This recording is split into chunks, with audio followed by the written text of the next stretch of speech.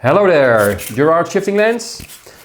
Time for another video, and today I really have a challenge. I want to do some freehand cutting. So far I used a guider to cut sheets, blocks. I always had help, support, and now I want to transform this block in a specific kind of shape without any help. I only have my machine, a block of foam, my two hands, and that's it.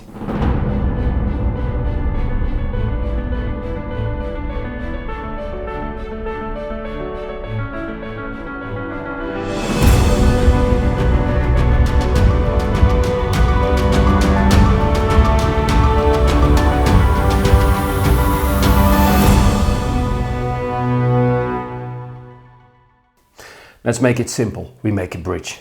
And for this, I have a marker so you can see what I'm doing. Why do I want to cut freehand? Now, depending on what you are doing, depending on what project you are making, sometimes you want to cut a specific shape where a possible guidance is not helping out. It's more a obstacle than a help. Like, let me show you. I want to make a bridge. So if I look at the bridge from the side, then I want this shape. Now there isn't a support of any kind that helped me to get this out, to cut this out. So I have to do it freehand.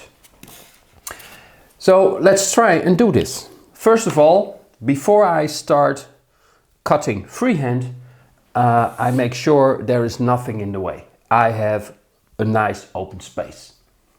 Secondly, if I'm cutting freehand, I make sure that I'm the only one sitting on the table. For instance, when I do free cutting on a workshop and I'm working on a table with other people, I wait until they are gone or I go somewhere else. The reason is very simple. Cutting freehand means that if someone bumps against the table, then it might give me a kind of shock, and then I get a not so nice clean cut. And I'm not sure if I'm getting clean cuts now, because you never know, it's freehand. Very important is the heat. So if I switch on the machine, I first want to know how hot the wire is. And you see, I really have to push, and you see the wire is being pushed out of its upright position. So I could use a little bit more heat. And this is not too hot, because if it's the hotter the wire, the faster I can cut. And the question is, how fast do you want to cut? And it depends on the cut you're making. When I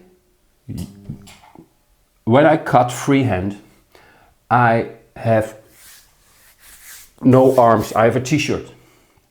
If I have a blouse, I unbutton my sleeves. More than once I had this. I was pushing a block, I was concentrating on the block, and the opening of my sleeve got stuck at one of the corners, and then I cannot go any further and the cut goes wrong. So long sleeves, loosen the button, preferably t-shirt, no sleeves.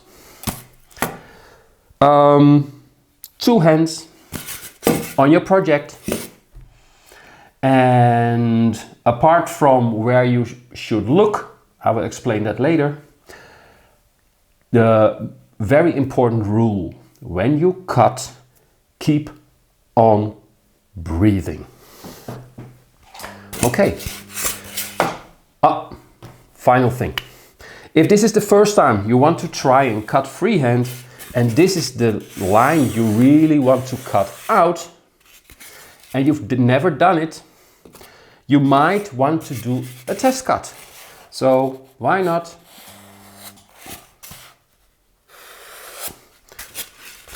do a test cut that follows the same curve in this example and see how that goes. So there we go. And again, very important, you have to keep on breathing.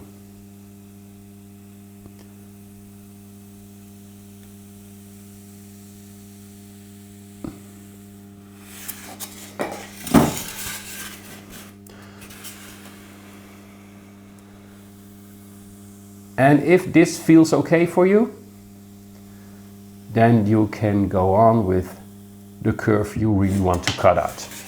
So I did an exercise and I feel confident, more or less. If this block is too wobbly for you, now it's maybe less wobbly. So there we go. Now, as I mentioned, keep on breathing, because if you stop breathing, then at one point you have to breathe, and while doing so you might wobble in a way that your cut isn't as clean as it should be. Okay, and here we have our first freehand cut. Right? So that's a nice start, but let's try and make it a little bit more difficult. Now this is already a bridge shape, but now I want to make the bridge more interesting. This is really a nice freehand exercise. Let's make this a curved bridge, so it's narrow on the top and wider at the bottom.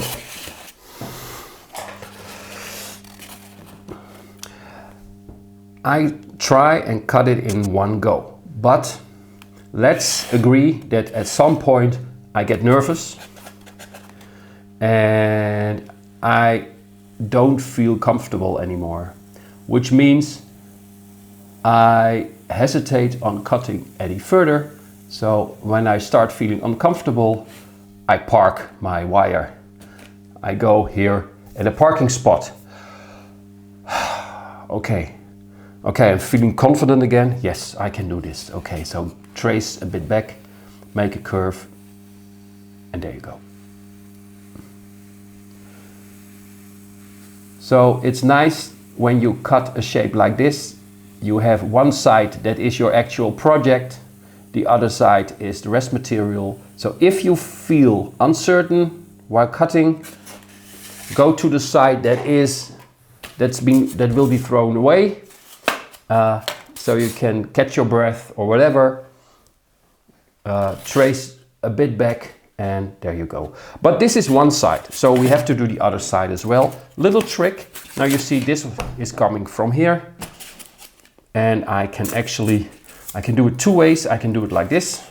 Well, let's do it like that.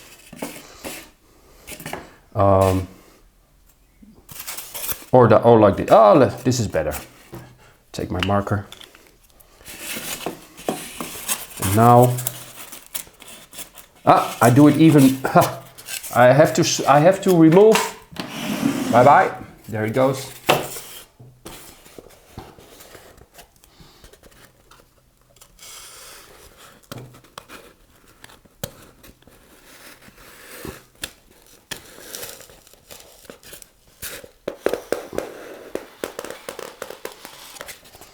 Okay, so I've copied the line one side to another. It's even better to actually slice this and then you can bend it over your bridge. But, well, we've got more or less the exact same line. Let's cut out this part. When I'm cutting freehand, I am focusing on the wire. Actually, to be more precise, I am focusing a little bit in front of the wire, meaning I'm looking at the point where the wire should go. If at some point I should leave the line, it wasn't planned, but let's say I'm going a little bit offline. If you want to correct the direction, then slowly try to correct it back to where you want the wire to be, rather than try and go a shortcut, but do it in a fluent way. Okay, we have the top view of the bridge, we have the side view of the bridge. And now I want to cut out, let's see, here's the middle. I want to cut out a kind of tunnel, I think you should call it, you can call it.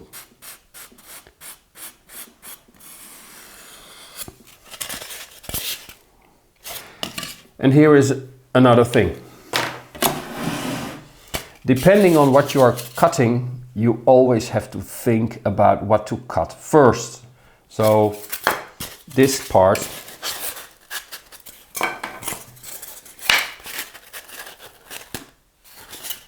belongs here. And actually, before I cut this part, I had to cut this part first, because now it stands stable, upright, and with this part removed, it's wobbly bobbly. So I put it back on this piece, and now I can cut out the opening underneath the bridge. And off we go.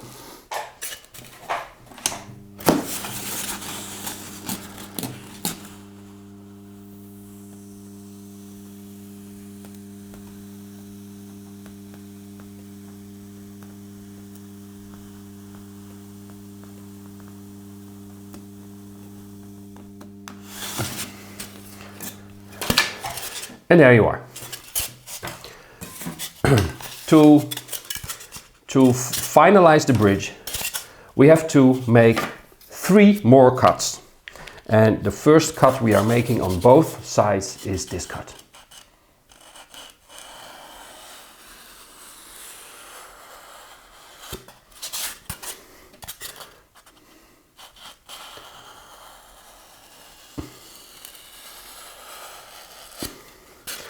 These 2 strips on both sides will be cut first.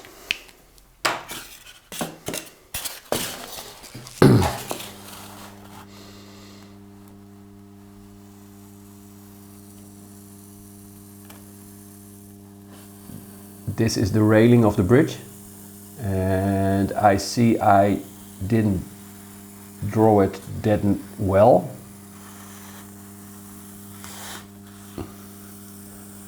Meaning it's thicker at one spot and thinner at the other spot, so I eyeball it to get it more or less the same thickness all the way through.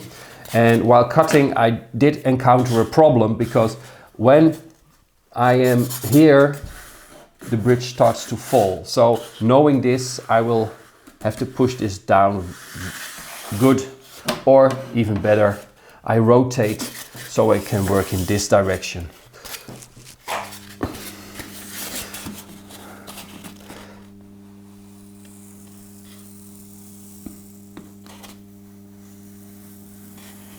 Okay.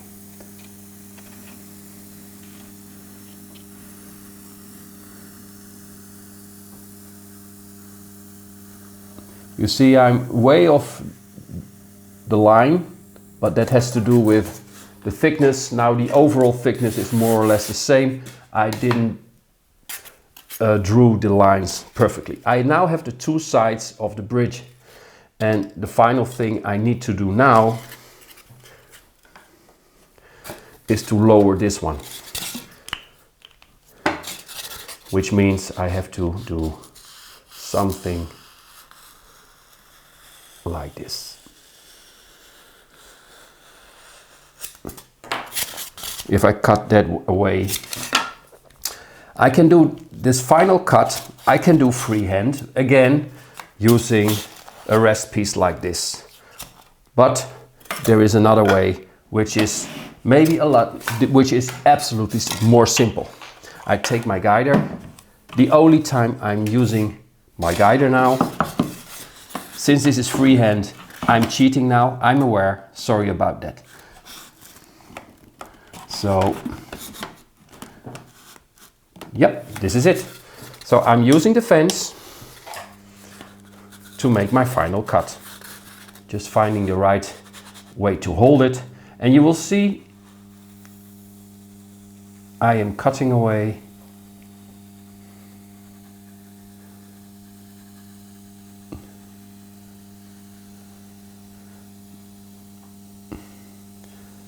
You see that an outside curve can be cut like this using a fence. An inside curve is not possible this way. I can cut a little bit more from this. Let's do this. Let's cut a little bit more.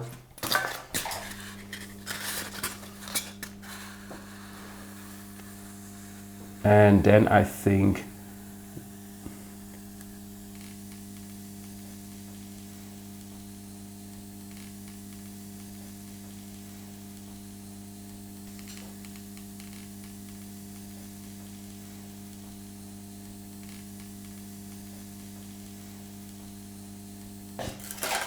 okay, so this is the bridge.